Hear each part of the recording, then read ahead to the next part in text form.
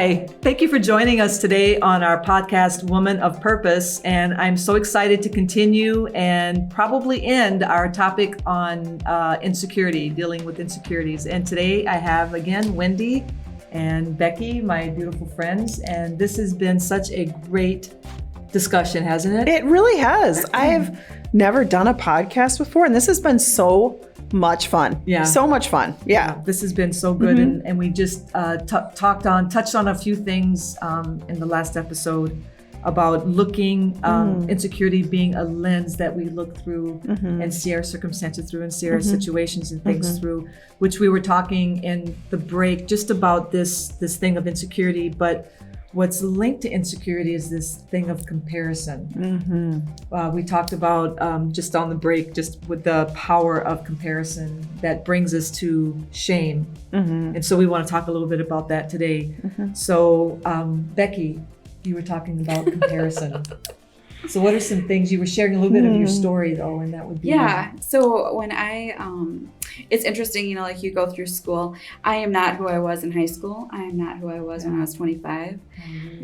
Praise the Lord that I have come out of a lifestyle that was selfish, and I didn't honor myself. I didn't honor my body. And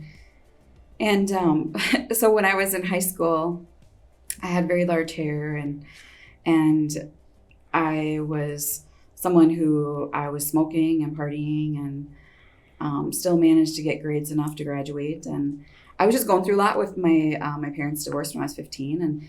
And so I was just doing whatever I felt like doing because of the situation. So anyway, recently I did a podcast with a friend of mine from school, and she introduced me as the popular girl that had fabulous big hair. And that struck me as so funny because I never felt popular. I felt probably ashamed of my behavior, knowing in my heart that it didn't honor anybody but myself. It didn't honor the Lord, the choices I was making. And so when you look back, I look back on that stuff and the comparison of her thinking that and the reality of what I was thinking. I was, in my situation, she never knew that my parents were divorcing. I attempted suicide when I was 19. Those are things that you don't know that are below a lens, and how you see things. And a suicide attempt really can make you feel a whole lot of shame. I actually remember telling my dad the next day as I'm sitting in the hospital and had a very long night of vomiting and getting rid of what I had overdosed on. And I said, please don't tell anyone. I was so ashamed. So ashamed that I made such a choice when, in the moment when I had taken the pills, God had said, I gave my son for you. When are you going to start living for me? And that's when I felt like, oh my gosh, what did I do?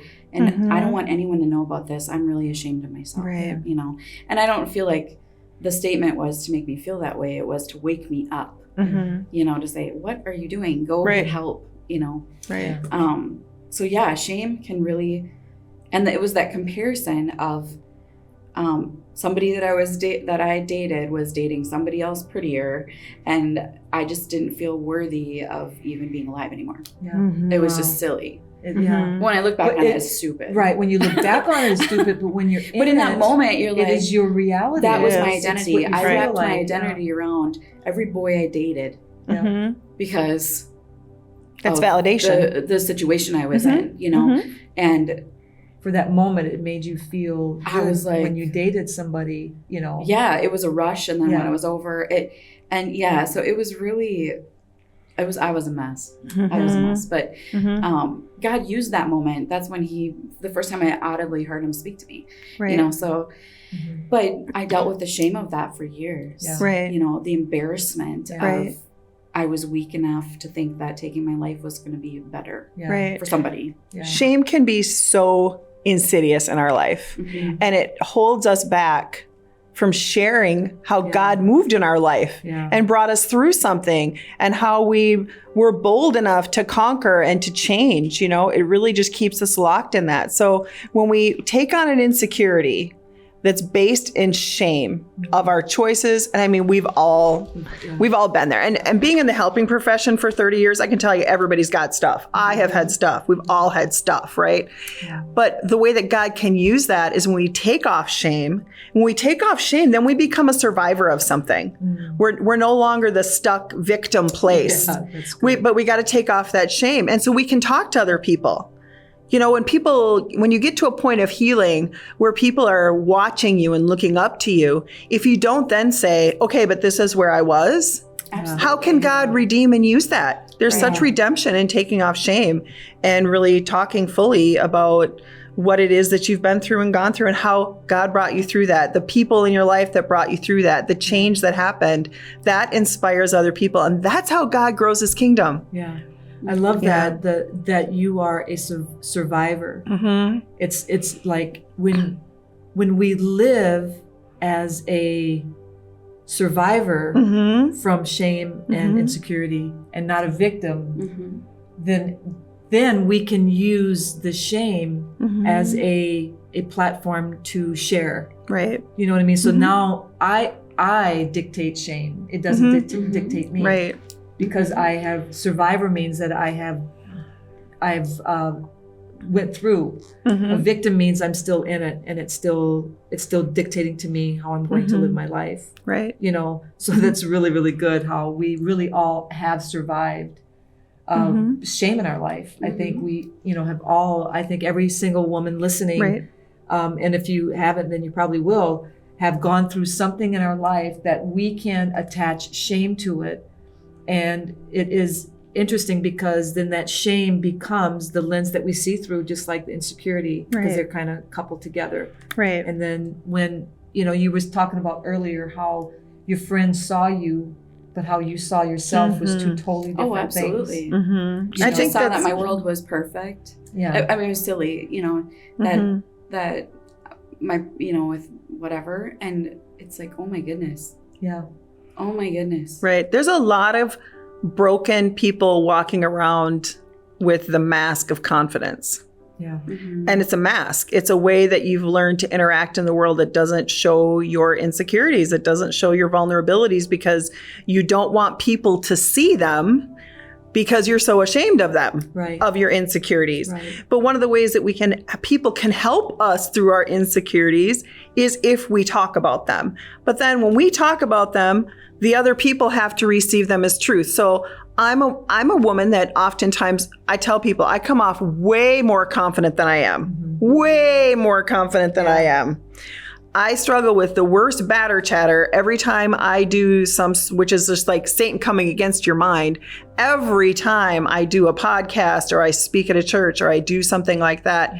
And I have been really bold in speaking my insecurities, but sometimes what people will say to me is, oh, but you're so good at, you're so good at it. Like, you are. No, I really don't know I am. Okay. Right. I'm not just like saying a thing to, I don't know, blend in or fit in better. Like, I really am. I mean, I'm insecure about my looks completely. I'm insecure about fashion. I'm not good at it. I rely on my friends to help me, right? I am very insecure about speaking in faith because I grew up in not in a bold family system about faith, faith-filled people, but it's just something you really didn't talk about. And then I had a lot of, as an adult woman, experiences where I was just told that a woman's voice in church was not the right thing to do, right? So I'm very insecure often about being bold enough to share what I believe the Holy Spirit has revealed to me or revelation he's given to me. But I've been bold in speaking that to my church family. So my church family knows that. And so then they come up to me and they're like, no, that was good, Wendy. And they work me through that so I can grow, right? So I had to disconnect shame from that. I had to be bold enough to share my insecurities and look at people and say, can you help me? Yeah. And the people that I told that to had to be sensitive and kind enough to receive that and not look at me and say, oh, come on, that's not really how you are. Right. Which happens a lot to confident, bold women. Yeah. Yeah. Which we talked about on break was the validating the insecurity. You know, in other words, like you're saying, you know, hey, I'm struggling with this, and I see you as bold and strong, and like, you can't be dealing with that because you know you're Wendy. You know, but by me saying, no, that was good. It's like helping you process through that. So it's validating the insecurity or validating the shame that you're going through to say, yeah, I see that, I see you, but that's not the truth. And let me help you walk through the truth, to the truth. Then that's being authentic and real. We talked about, I think one of you said about wearing a mask. You know, it's like we put on these different faces because we think that that's how they see me. So I have to continue this, it's kind of like a chameleon. You know, we become different things to different people, because if they really knew me, if they really knew I was struggling in this area, then they wouldn't like me. Right. Or what does that say? I remember, you know, being in what I do and struggling with depression and struggling with things. It's like, I can't be depressed because, you know, I'm a pastor and I deal with people. I can't, you know, I can't be depressed. I can't be down. I can't be. But then that put so much pressure and stress on me that I couldn't be real. I couldn't be me. I couldn't, like, you know, because I was like, okay, who am I today? You know what I mean? And so it's so important that we just are real about who we are. Right. If I'm struggling with insecurity, if I'm struggling with shame, or if I'm struggling with things, is to be able to get that out and have somebody validate that they really, it's just, you just want to be heard. That insecurity is such a thief. It is a thief. I'm just really feeling that at the moment. Like, insecurity is such a thief. Yeah. Because in our insecurities, we don't feel like we can reach out for help. And we're always comparing ourselves to everybody. So it robs our joy in 1,000 ways. Instead of being able to say, no, I'm beautifully and wonderfully made. And I need my people to help me through my challenges. That comes with the idea, though, that first we have to be aware of where our soft spots are. You know, awareness is the thing that leads to change. Awareness, and then being bold enough to walk in to a season of uncomfortable, challenging yourself in those areas, because experience is really what brings confidence. Experience is what gets us over something. If we feel like people are always not going to like us, and so then we stay away from people, it's going to be really difficult for that to heal. But we all really like to be comfortable all the time. We do. We do. We like to be comfortable even in our brokenness.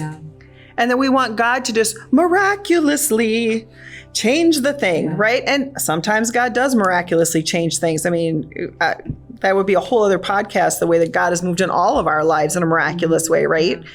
But sometimes he gives us the process, because the process is going to be, I've found that, well, I can't guess God's ways. I can't say God because, but we get a lot from being in the process. There's a lot of richness that we can then teach other people, and other people are watching us go through that process if we're bold enough about it.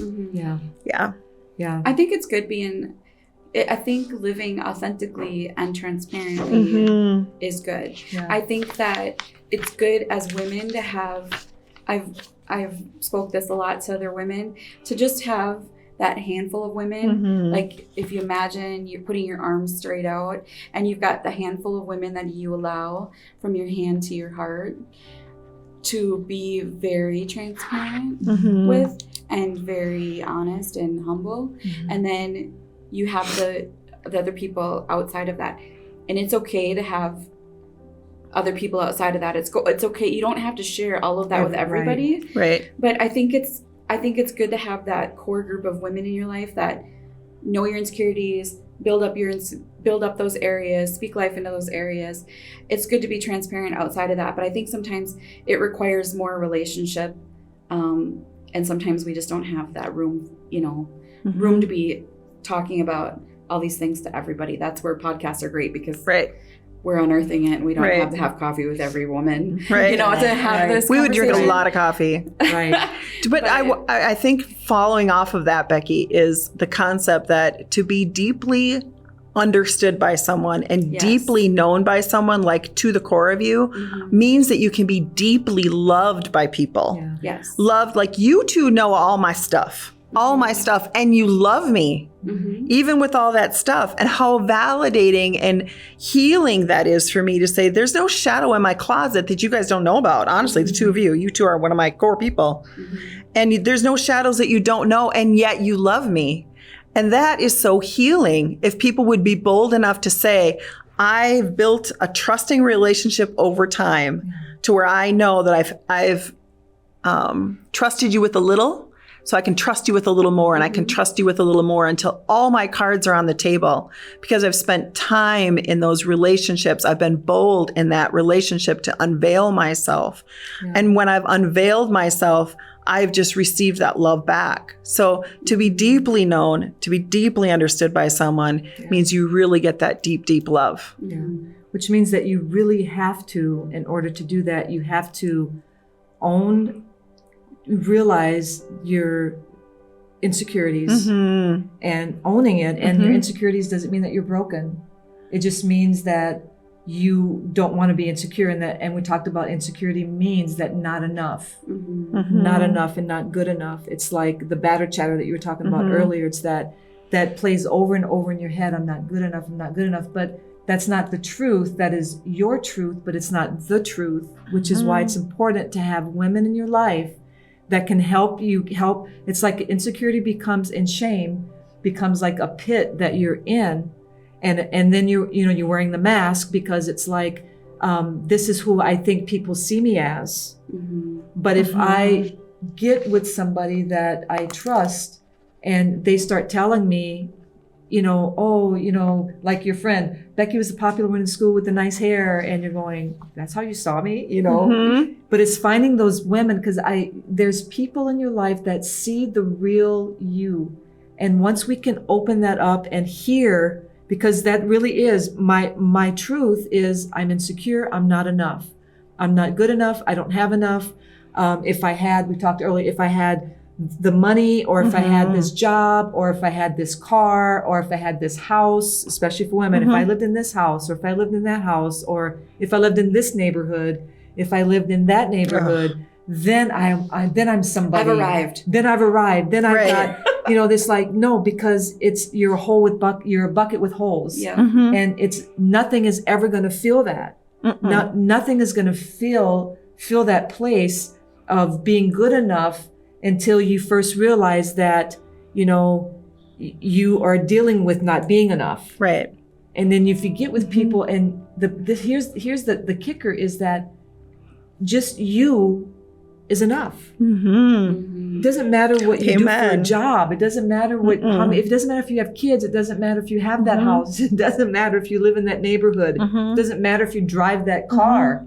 You as a human being, you're enough. Right. You're beautiful inside and out, and you don't need that boyfriend. You don't even need that relationship, that girlfriend relationship. You don't need any of those things, because you as a person are enough. Right. And it's finding the people, it's finding that tenacity inside of you to say, I'm done doing this. I want contentment in my life. I want to be content with who I am. Right. Done chasing the wind. Chasing the wind. The only thing that is ours after we leave this world is the impact we've had on people. Is our legacy. It is. That's our legacy. That's what we leave. Right. We can leave stuff for people to fight over. Yeah. Right. But it's our legacy is what we want to be remembered by. Right. It's the impact we've had on people. It's the time we've spent with people. It's the words we've spoken to people. Yeah. I think we've all had that experience where maybe somebody in your family has died, and how quickly those earthly things are distributed, And if we can start thinking about that we are here having this human experience, but the richness of life is relationship. Because I have so many people, especially right now, and where financially we are right now in this country, like the burden of their life is debt. and the burden of their life. There's a really great Bible verse that says the borrower becomes slave to the lender, and the amount of stress that's going on in marriages and families, because based on comparison, if I have that house, I am going to fit in with the people. If my kids dress this certain way, you're buying $150 tennis shoes for your 6-month-old. Hello, that's crazy. I think what our society has shown us, and just the untimely suicide death of Naomi Judd, that just happened not too long ago, is who would want to be a famous person in this country? Ew, no desire for that at all. Because it's just emptiness. Yeah. It's just emptiness. There's people love you for, maybe they love you because they think that they're going to get money from you. I've seen that in a lot of relationships where people are in a relationship solely because that person financially helps me. Yeah. The comparison is another mask. Yeah. Material stuff is another mask. Yeah. And it's a thief. Yep. It's a thief. And it's a trap that in America, when we are the number one consumer in the world, Americans, it's a thief that our society has dove headlong into. Yeah. That's why it's finding contentment. I think finding contentment is the thing to break the thing of insecurity. It's because when I'm content with who I am, regardless of my hair, regardless of what I drive, regardless of my body shape, regardless of where I live, regardless of what I do for a living, because that's what, is first thing, so what do I do? It's just like, you're not what you do. You're not what you do, you're who you are. And unfortunately, we have, as a society, we have put a title on people that you're this, you do that, so then women that decide to stay home as a mom and not work outside the home, then they feel like, I'm just a stay-at-home mom, or I'm just a this. It's like, no, that's what you do, and that's your choice, and that's beautiful. But who you are is you're an amazing human being. You've got so much wisdom and so much talent, and every single woman has got something different and unique than somebody else. Right. And that's where we have to find contentment with, is that I don't need to become somebody else so that I can be enough. No, you were enough the moment you were conceived. Right. And I think sometimes we also get into comparison with, if my children act a certain way, then I can feel secure in the kind of mom I am. Or we feel insecure about the way people perceive us because of how our children are behaving, or insecure about the way people perceive us because of how our husbands behave, right? Yeah. And I've sat with so many women that part of their insecurity is really based on the behaviors of others, and understanding that oftentimes, and I think mature mommies know this, okay, that when your kids are acting out in a certain way, it's not usually because you've taught them to do that. I had a mom come in one time and she was talking about how she was so embarrassed because her kids were jumping on the tables in the fellowship hall at church. And I said, did you teach them to do that? Did you tell them to do that? I think most of us understand that you don't have to feel insecure about what kind of mom you are, because your kids are having problems or issues or making choices right now that you're not okay about. Yeah. Yeah. Yeah. And the thing we talked about is like being aware of things. I cannot help what you do. I can't help if you like me or not like me. I can't make somebody like me. I can't make, sometimes we can't even change. I can't, have what somebody else has. But what I can do is be aware that I've got something I got to deal with, that we're talking about insecurity.